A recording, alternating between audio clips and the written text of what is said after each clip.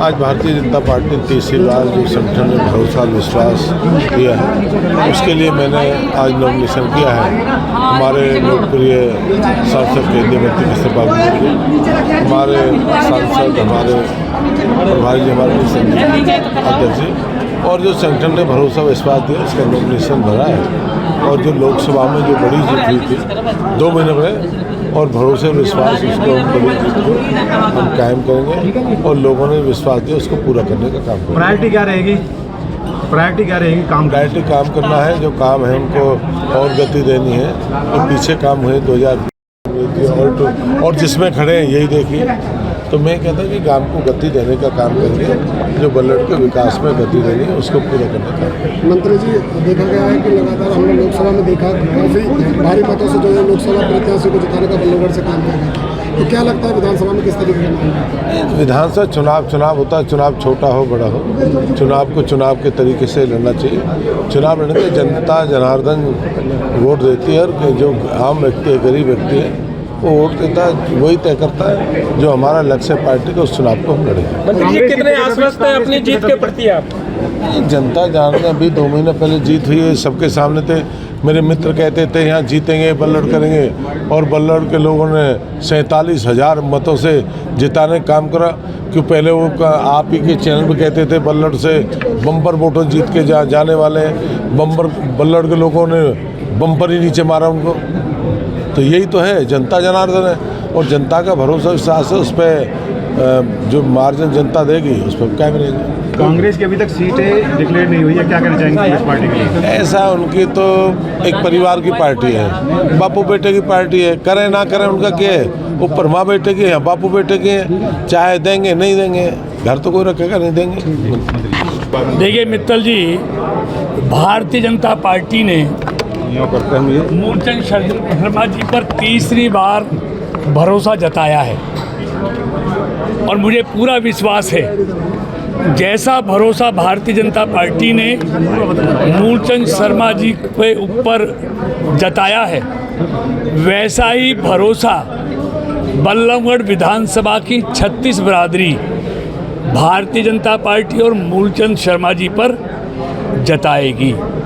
और उसका एक कारण है कि पिछले 10 सालों में मूलचंद शर्मा जी ने यहाँ का प्रतिनिधि होने के नाते जो अभूतपूर्व विकास किया है, उसकी सराहना सब जगह है। बल्लभगढ़ जो 2014 से पहले नर्क बन गया था, उसको स्वर्ग बनाने का काम अगर किसी ने किया है तो भारतीय जनता पार्टी की सरकार और मूलचंद शर्मा जी के प्रयासों से हुआ है, और वो सबको दिखता भी है।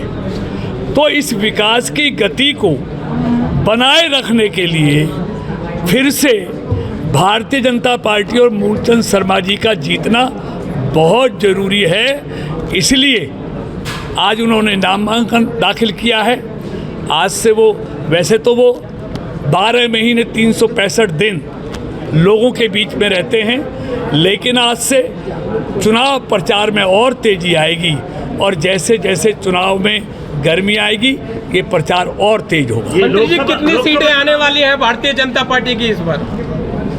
कहाँ आप फरीदाबाद की पूछ रहे हैं? हरियाणा में। हरियाणा में देखिए, नारा नहीं है, मैंने हर चुनाव में आपको बताया है, और जो मैंने बताया वही हुआ है। आज फिर सारे पत्रकार साथियों के बीच में कह रहा हूँ, फरीदाबाद से भी, लोकसभा से भी भारतीय जनता पार्टी 9 की 9 सीटें जीतेगी, और हरियाणा में स्पष्ट बहुमत की सरकार तीसरी बार नायब सैनी जी के नेतृत्व में भारतीय जनता पार्टी की बनेगी। 2019 के चुनाव में खट्टर सरकार जो नारा चला, अभी क्या कारण है कि नायब सरकार सुनने को नहीं मिल रहा है भारत जनता पार्टी की सरकार? नहीं, मैंने क्या कहा है, मैंने यही कहा ना, तीसरी बार नायब सैनी जी के नेतृत्व में भारतीय जनता पार्टी की सरकार बनेगी।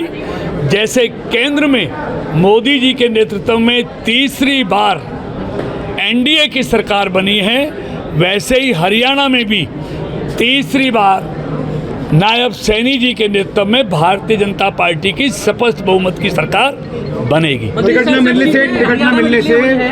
मिलने से बहुत से कार्यकर्ता नाराज हैं, आपके ऊपर आरोप करते हैं, वाली बातें कर रहे हैं। देखिए, हमारे सारे भाई हैं, वो हमारी पूंजी है, हमारा कार्यकर्ता।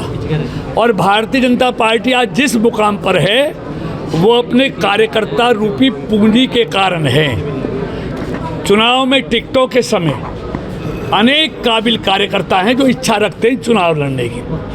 उन्हीं तमाम काबिल कार्यकर्ताओं में से एक को पार्टी चुनाव मैदान में उतारती है। ऐसा तो नहीं हो सकता कि एक टिकट पे 4 काबिल कार्यकर्ताओं को लड़ा ले, और ये हर पार्टी में है। तो इसलिए ये नाराज़गी क्षणिक होती है। हमारे अपने लोग हैं, हम सब मना लेंगे, इसलिए कहीं जाने वाले नहीं है, आप चिंता मत कीजिए। 67 टिकटें डिक्लेयर हुई हैं, अभी कुछ और रह रही हैं, लेकिन एनआईटी के पूर्व विधायक आप पर आरोप लगा रहे हैं कि आपने पुत्र मोह के चलते एनआईटी की टिकट को होल्ड करा दिया है। देखिए, ऐसा है, 1 सीट होल्ड, हरियाणा में 23 सीटें होल्ड हैं, और मैं पार्टी का एक समर्पित कार्यकर्ता हूँ। मेरे लिए पार्टी का निर्णय अंतिम निर्णय है, क्योंकि आज कृष्णपाल जो कुछ है वो पार्टी के कारण से है। मेरी पहचान आज पार्टी के कारण से है, या मेरे लोकसभा क्षेत्र की 36 बिरादरी के आशीर्वाद के कारण है। विपुल गोयल जी को इसलिए क्या कहेंगे?